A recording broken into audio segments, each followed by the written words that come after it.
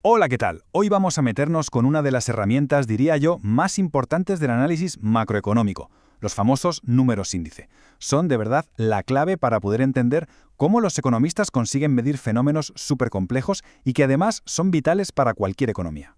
Vamos a empezar con una pregunta que parece sencilla, pero no lo es para nada. ¿Cómo se mide algo como la inflación? Porque claro, no estamos hablando del precio de una cosa, sino del cambio general de precios de toda la economía. Y ahí está el gran reto, ¿no? Pensemos en esto. Hay millones de productos, cada uno con un precio que sube y baja. El objetivo, casi mágico, es coger toda esa montaña de información y resumirla en un solo número. Un único número que además nos diga algo útil. Bueno, pues vamos al lío. Para entender cómo se hace esto, lo primero es enfrentarse a lo que los economistas llaman el problema de la agregación. Suena técnico, pero la idea es simple. ¿Cómo narices combinamos datos tan distintos como el precio de los tomates y el de los coches en un solo indicador que tenga sentido? Vale, para empezar por lo más básico tenemos el índice simple. ¿Qué es esto? Pues en el fondo no es más que una forma de ver cómo cambia una variable con el tiempo. La clave está en que se elige un periodo base, un año de referencia, por así decirlo.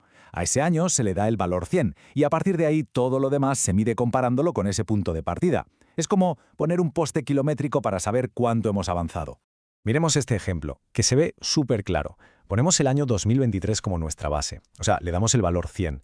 Y fijaos qué pasa, el índice nos chiva la variación porcentual al instante. Si en 2024 el índice es 120, ¡pum!, ya sabemos que el precio ha subido un 20%. Si es 150, pues un 50% más que en el año base. Es una forma muy visual y muy potente de ver las cosas, ¿verdad? Pero, claro, aquí llega el primer pero. El índice simple funciona de maravilla para una sola cosa, como la gasolina. Pero, ¿qué pasa si queremos medir el cambio de precios de la gasolina y de los coches? ¿Cómo sumamos peras con manzanas? O sea, ¿cómo combinas algo que se mide en litros con algo que se mide en unidades? Pues eso no se puede. No se pueden sumar sin más. Y justo para resolver este problema, para poder mezclar esas peras y manzanas, necesitamos una herramienta más sofisticada. Entra en escena el índice compuesto, que está diseñado precisamente para esto, para agregar productos que no tienen nada que ver entre sí. A ver, un índice compuesto lo que hace es medir el cambio medio de todo un grupo de productos. Y para lograrlo, se apoyan dos ideas que son fundamentales. La primera es la cesta de bienes, que es como la lista de la compra representativa de una familia. Y la segunda, igual de importante, son las ponderaciones. Esto es clave. Se le da más peso e importancia a las cosas que más consumimos. Porque vamos a ver, no tiene el mismo impacto que suba el precio del pan, que compramos casi todos los días, a que suba el precio de, no sé, los yates de lujo. Entonces, el meollo de la cuestión es este. En el momento en que decidimos usar una cesta de la compra, nos topamos de frente con una decisión metodológica que lo cambia todo. Y esto nos lleva directamente al debate clásico de la macroeconomía entre dos formas de calcular estos índices, la de Laspey's y la de Page. La diferencia en realidad se pilla muy fácil con una analogía. Imaginemos que queremos comparar los precios de hoy con los del año pasado. La pregunta del millón es: ¿qué lista de la compra usamos para hacer esa comparación? ¿Usamos la lista de lo que comprábamos el año pasado o usamos la lista de lo que compramos justo ahora? Pues de la respuesta a esa pregunta depende todo. Define completamente el tipo de índice que vamos a tener. Aquí lo vemos de forma súper clara. El índice de las Peires es como si hiciéramos una foto de nuestra cesta de la compra en un momento dado y usáramos esa misma foto para siempre. La ventaja es más barato y más sencillo de calcular. Por eso, de hecho, es el que se usa normalmente para el IPC. En cambio, el de Pache es como si hiciéramos una foto nueva cada vez que vamos a calcular el índice. Refleja mucho mejor nuestros hábitos de consumo actuales, sí, pero claro, es más preciso y también mucho más costoso de elaborar. Por eso se reserva para cálculos más complejos, como los que se hacen en las cuentas nacionales. Y si nos vamos a las fórmulas matemáticas, esta diferencia es que no puede ser más evidente. Fijaos bien en el subíndice que acompaña a la Q, que es la cantidad.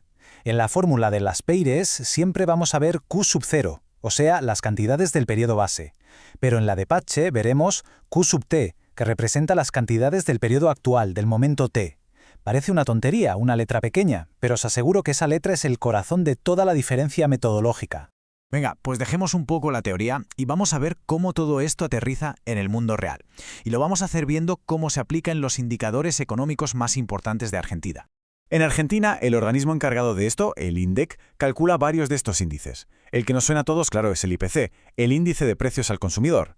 Es el que mide la inflación que notamos en el bolsillo cuando vamos a hacer la compra. Pero ojo, ¿qué hay más?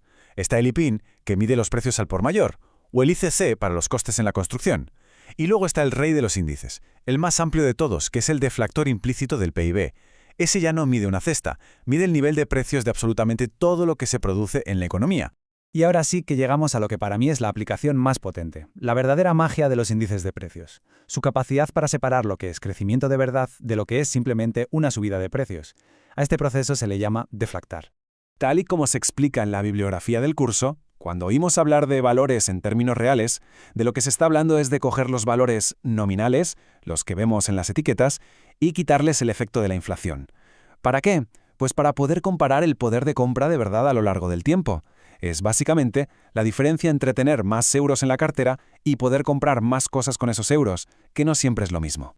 Y el proceso, en realidad, es bastante directo. Se coge un valor nominal, por ejemplo, un salario. Luego, se usa un índice de precios, como el IPC, para, digamos, limpiarlo del efecto de la inflación. Y lo que nos queda es el valor real. Ese número es el que de verdad nos dice si nuestro poder adquisitivo ha subido, se ha quedado igual o incluso ha bajado. Y para que esto no se quede en el aire, vamos a verlo con un ejemplo práctico sacado directamente de la guía de la asignatura para que veáis el impacto que tiene. Vale, pongámonos en situación. Imaginemos a un trabajador que en 2024 consigue una subida de sueldo del 110%. Nominalmente es una pasada, ¿no? Le han más que duplicado el sueldo. Pero ¿qué pasa? Que durante ese mismo año la inflación, medida con el IPC, fue del 117,8%. La pregunta es, ¿qué ha pasado de verdad con su capacidad para comprar cosas? Pues aquí tenéis el resultado, y es revelador. A pesar de esa subida de sueldo tan espectacular, su poder adquisitivo real, lo que de verdad puede comprar, no solo no ha subido, sino que ha bajado un 3,6%. Y este cálculo, que es súper sencillo, demuestra el poder inmenso que tienen los números índice para contarnos la historia económica de verdad, la que se esconde detrás de las cifras que vemos a primera vista. Bueno, y para ir cerrando, vamos a recapitular un poco, a juntar todas las piezas y a recordar por qué esto es tan importante para el análisis macroeconómico. Queda claro que los números índices son herramientas absolutamente esenciales. Nos permiten hacer 3 cosas clave. Primero, resumir una cantidad brutal de datos complejos. Segundo, comparar cosas que en principio no se pueden comparar, como la producción de coches y, yo qué sé, la de cemento. Y tercero, y esto es lo más importante de todo, nos ayudan a entender la historia económica real, más allá de lo que los números nominales parecen decir a simple vista. Y me gustaría terminar con una última reflexión. Porque un índice es una herramienta potentísima, sí, pero no podemos olvidar que también es una simplificación de la realidad. Y como toda simplificación, nos obliga a hacernos una pregunta importante. ¿Qué información se queda por el camino? ¿Qué matices, qué realidades distintas, qué historias personales se pierden cuando metemos la complejidad de toda una economía en un solo número? Ahí os dejo esa pregunta para pensar.